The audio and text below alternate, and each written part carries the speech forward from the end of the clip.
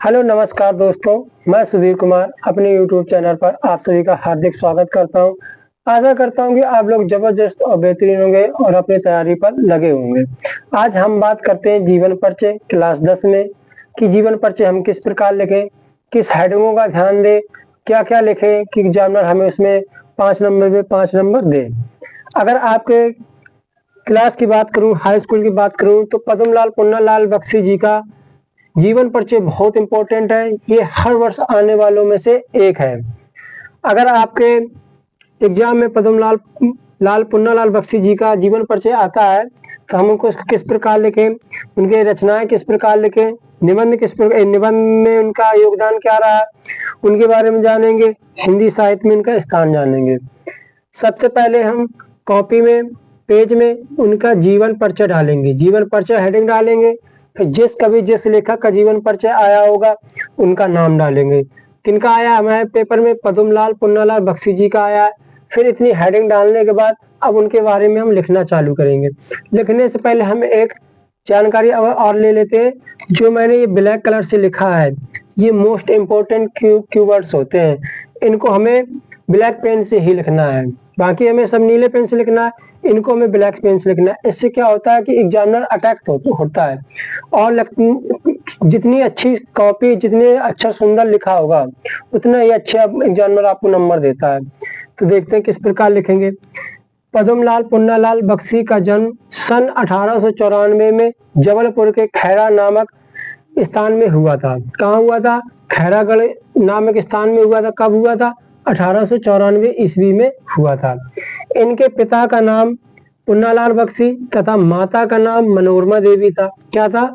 इनके पिता का नाम पुन्नालाल बख्शी और माता का नाम क्या था? मनोरमा देवी था। इनकी माता का लगाव साहित्य से बहुत था, यानी इनकी माता जी साहित्य से जुड़ी हुई थी। परिवार के साहित्यिक वातावरण के प्रभाव के कारण ये विद्यार्थी जीवन से ही कविताएं रचते थे। इनकी माता जी साहित्य से जुड़ी हुई थी, इनका घर का माहौल साहित्य से था। तो ये क्या कहते थे, जब विद्यार्थी जीवन जी अपना यापन कर रहे थे तो इन्होंने अपनी कविताएं लिखना चालू कर दिया और रचना चालू कर दिया। आगे देखते हैं। बीए पास करते ही इन्होंने सरस्वती में अपनी रचनाएं प्रकाशित करना आरंभ कर दिया। सरस्वती नामक एक पत्रिका में इन्होंने अपनी रचनाएं आरंभ कर दी लिखना। फिर इसके बाद बख्शी जी का मुख्य आधार आलोचना और निबंध लेखन था। बात करूं बख्शी जी किस में ज्यादा एक्सपर्ट थे लिखने में, वो सबसे ज्यादा आलोचनाएं लिखते थे और निबंध लेखन लिखते थे। बख्शी जी की गणना द्विवेदी युग के प्रमुख साहित्यकारों में होती है, यानी ये बख्शी जी है ना, ये द्विवेदी युग के लेखक हैं। इसके बाद बख्शी जी ने 1920 से 1927 तक बड़ी कुशलता से सरस्वती का संपादन किया, यानी सरस्वती पत्रिका का इन्होंने संपादन किया। शुरुआत में जब भी इन्होंने बीए किया था तो उसमें अपनी क्या कर रहे थे, अपनी रचनाएं प्रकाशित करवा रहे थे। फिर आगे चल के इन्होंने सरस्वती पत्रिका क्या किया, संपादन किया। फिर कुछ वर्षों तक इन्होंने छाया मासिक पत्रिका का संपादन भी किया। सरस्वती पत्रिका का संपादन करने के बाद इन्होंने एक मासिक पत्रिका निकली थी, कौन? छाया। तो इन्होंने भी उसका संपादन किया। और फिर ये कहाँ चले गए? ये चले गए खैरागढ़ चले गए और वहाँ शिक्षण कार्य किया। शिक्षण कार्य का मतलब उन्होंने खैरागढ़ में जाके पढ़ाया। वर्ष 1971 में इनका निधन हो जाता है। कब हो जाता है? 1971 में इनका निधन हो जाता है।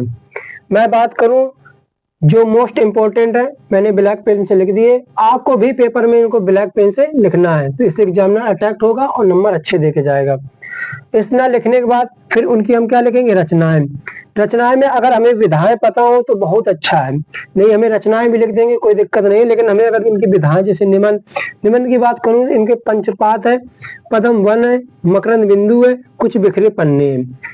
फिर इनकी कहानियों की बात करूं, झलमला अंजलि है। कौन है? झलमला अंजलि है। और इन्होंने अनुवाद किसका किया? प्रायश्चित का किया है। उन्मुक्ति बंधन का भी इन्होंने क्या किया है? अनुवाद किया। इसके बाद रचनाएं लिखने के बाद रचनाएं हम कौन सी रचनाएं लिखती हैं?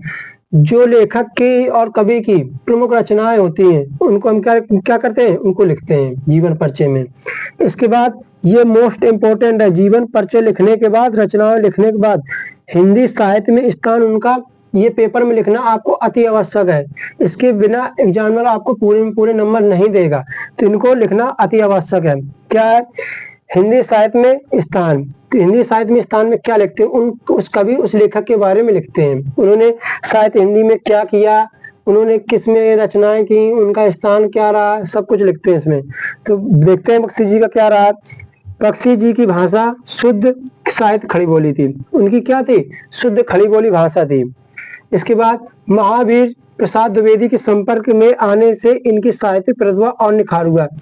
जब ये महावीर प्रसाद द्विवेदी के संपर्क में आई, जब ये महावीर प्रसाद द्विवेदी जी से मिले, तो इनकी रचना जो थी ना साहित्यिक, इनके और अच्छे से लिखने लगे। कहने का मतलब है कि जब ये रचना लिखते थे तो कम लेवल के लिखा करते थे, जब इनसे मिले तो इनकी रचनाओं में और निखार आया, ये प्रतिभा में निखार आया, जिससे इन्हें प्रसिद्धि मिली और ये क्या हो गए? पॉपुलर यानी फेमस हो गए।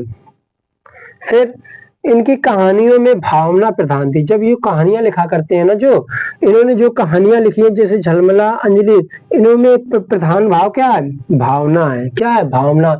इन्होंने भावनाओं में लिखा है और मन स्पर्शी थी।